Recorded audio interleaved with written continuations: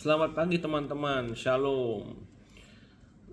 Selamat tahun baru ya, udah 2026, Happy New Year. Renungan pagi hari ini berjudul Allah masih berbicara dalam keheningan. Pembacaan Alkitab kita pagi hari ini dari Mazmur 46 ayat 11. Diamlah dan ketahuilah bahwa akulah Allah. Ada suatu keheningan yang kudus, tempat Allah menyatakan dirinya. Bukan keheningan yang kosong, melainkan keheningan yang lahir dari penyerahan diri. Di dunia yang dipenuhi suara, pendapat, ketakutan, ajaran, dan gangguan tanpa henti, Allah tetap memilih untuk berbicara dalam keheningan. Caranya tidak pernah berubah. Allah tidak ada dalam angin besar yang membelah gunung. Allah tidak ada dalam gempa bumi. Allah tidak ada dalam api. 1 Raja-Raja 19 ayat 12. Sesudah api itu datanglah bunyi angin sepoi-sepoi biasa. Suara itu masih berbicara sampai hari ini, tetapi hanya kepada mereka yang mau menenangkan jiwanya. Kebisingan diri sendiri menghalangi suara Allah. Musuh terbesar dari pewahyuan bukan hanya dosa, melainkan diri sendiri. Selama manusia masih penuh dengan logikanya sendiri, rencananya sendiri, dan penafsirannya sendiri, tidak ada ruang bagi Allah untuk berbicara. Allah tidak bersaing dengan intelektual manusia. Ia menunggu sampai semuanya itu tunduk. Amsal 3 ayat 5. Percayalah kepada Tuhan dengan segenap hatimu dan janganlah bersandar kepada pengertianmu sendiri.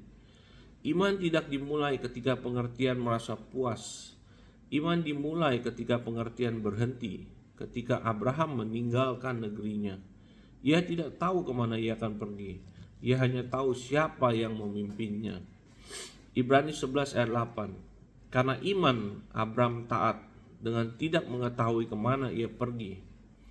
Itulah iman yang Allah hormati, iman yang melangkah tanpa penjelasan. Allah menyatakan dirinya kepada yang rendah hati, bukan yang sombong.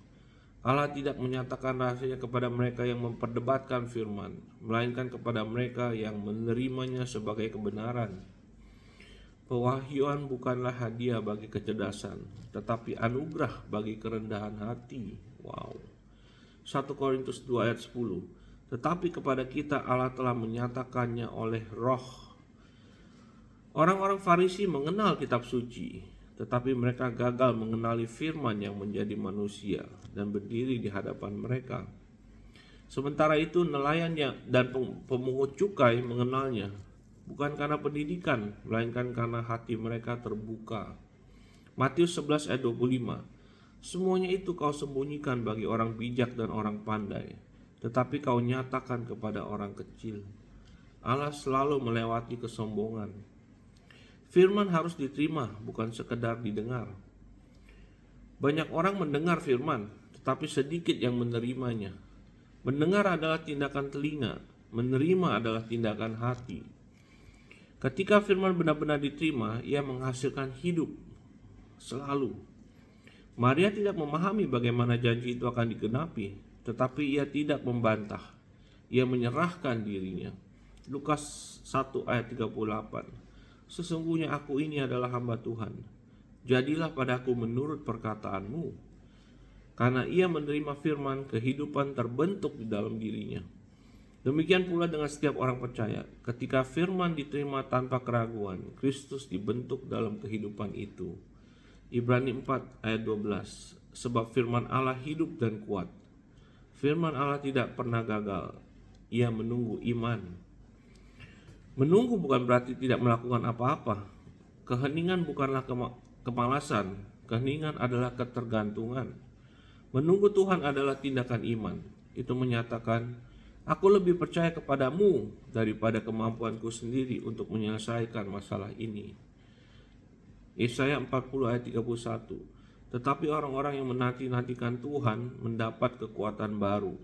Seringkali Allah menunda bukan karena ia tidak mau, melainkan karena ia sedang membentuk bejana yang akan membawa berkat itu. Ia lebih peduli pada apa yang janji itu kerjakan di dalam dirimu daripada apa yang janji itu berikan kepadamu. Allah mencari penyerahan bukan kekuatan. Allah tidak pernah meminta manusia menjadi kuat. Ia meminta ketaatan. Musa gagap, Gideon ragu, Daud diremehkan. Namun Allah memilih mereka karena mereka mau menyerah. Zakaria 4 ayat 6. Bukan dengan keperkasaan dan bukan dengan kekuatan, melainkan dengan Rohku. Ketika seseorang mengosongkan dirinya, Allah mengisinya. Ketika seseorang menyerahkan kendali, Allah memberi arah. Ketika orang percaya berhenti berjuang dengan kekuatannya sendiri, Allah mulai bekerja. 1 Petrus 5 ayat 6. Rendahkanlah dirimu di bawah tangan Tuhan yang kuat, supaya kamu ditinggikannya pada waktunya. Kembali kepada kesederhanaan firman. Gereja tidak membutuhkan lebih banyak program. Gereja membutuhkan lebih banyak penyerahan diri. Gereja tidak membutuhkan suara yang lebih keras. Gereja membutuhkan hati yang lebih tenang. Allah sedang memanggil umatnya kembali kepada kesederhanaan untuk percaya firman-Nya sebagaimana tertulis Ibrani 13 ayat 8. Yesus Kristus tetap sama, baik kemarin maupun hari ini dan sampai selama-lamanya. Ia tidak berubah, firman-Nya tidak berubah, kuasa-Nya tidak berubah. Yang berubah hanyalah manusia.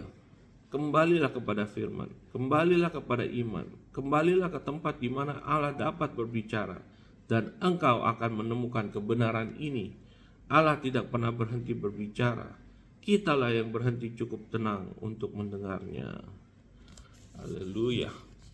Okay guys, so Happy New Year once again. Yeah, bless you.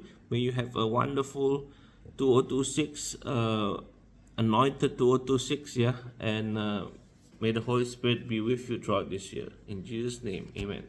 Bye-bye. See you again tomorrow.